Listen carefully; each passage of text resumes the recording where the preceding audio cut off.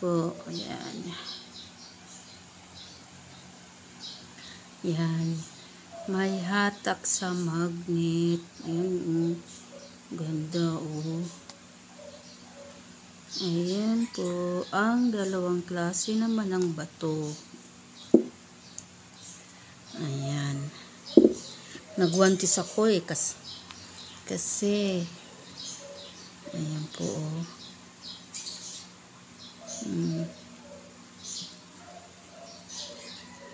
Ayan po.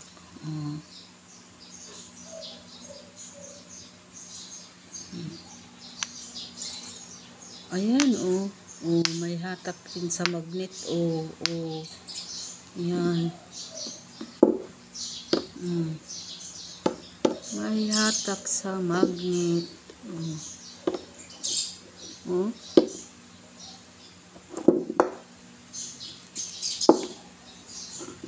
Yan na naman po ang aking dalawang klase ng bato. Yan. Ayan.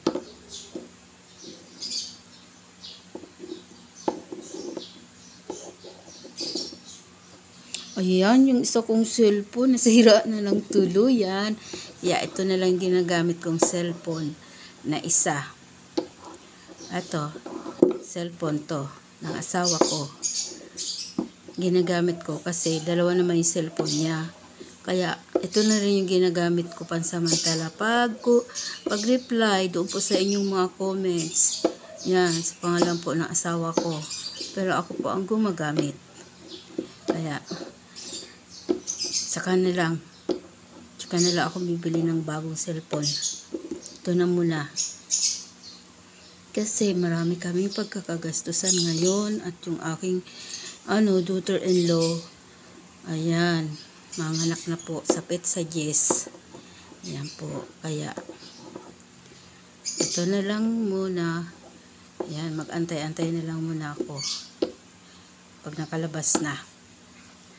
Tsaka na lang ako bibili ng cellphone ko.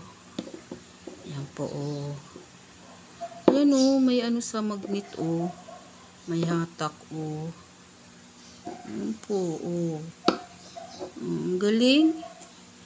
Ang galing. Ang ganda, Magaan lang to,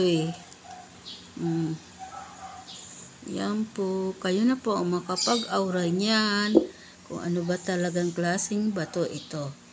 Ayan po. Meron pa dyan ibang mga, papakita ko na mga dala nila na, bato. May kumikinang, Ayan po.